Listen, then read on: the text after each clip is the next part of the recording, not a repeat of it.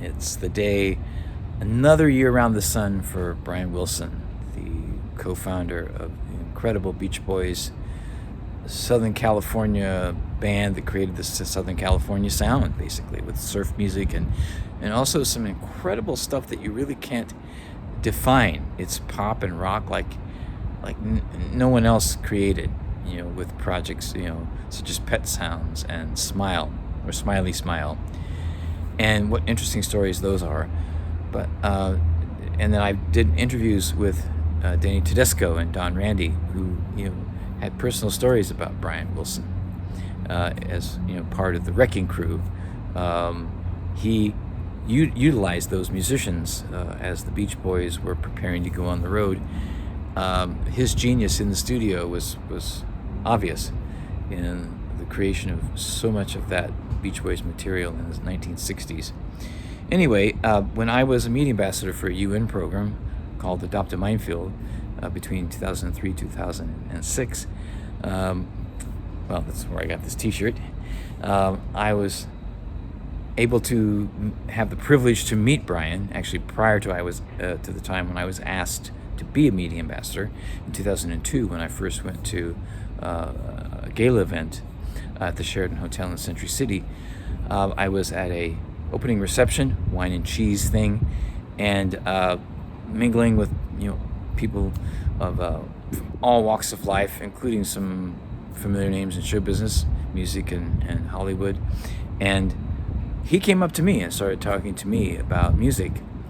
And I asked him, "What are you listening to now?" And he said a couple of things. I'm still listening to my Phil Spector records, which I expected. And he also said, "I'm listening to the Backstreet Boys." And, for those of you who might be surprised to hear something like that, in 2003, Brian really likes vocal harmonies.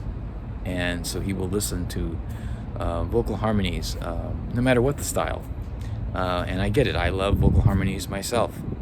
And it was interesting to see as each person in the room was getting like their 2 to 3 minutes with him, and I could see somebody in the periphery of my vision came into the conversation and got his 2 to 3 minutes, and it was actor Rob Reiner.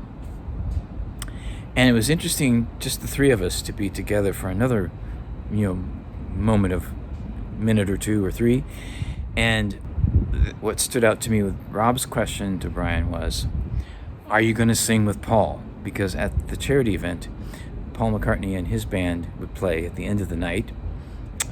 After, we would have a program with dinner earlier in the evening, and then there would be a warm-up act. That's how he did his charity events. And Brian Wilson with his band, the Wondermints, were the opening act. And so Rob Reiner said, "Are you going to sing with Paul?" And Brian's answer was, "We rehearsed Let It Be, and I'm really nervous." And it was interesting to see the childlike way that they both talked to each other.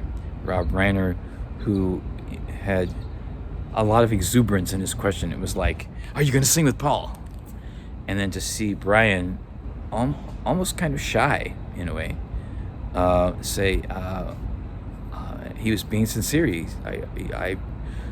We rehearsed Let It Be, and I'm really nervous. And what a great experience, what a great night it was, all the great music. And then I talked to Brian again after the show, as well as Jeff Lynne from the Electric Light Orchestra. And I talked to Mickey Rooney, Barry Williams, and so many wonderful people that I met through that experience initially, that went on for several years in various charity events and things that I was able to do as a media ambassador. So Brian, besides the obvious music, there was also that opportunity, and I really appreciate the way that you do what you do so uniquely and so incredibly inspirational, and it really does make me smile over and over again and dance. So keep on rocking, and looking forward to the next album we're going to hear from Brian Wilson. Paul McCartney and Brian Wilson on the same stage.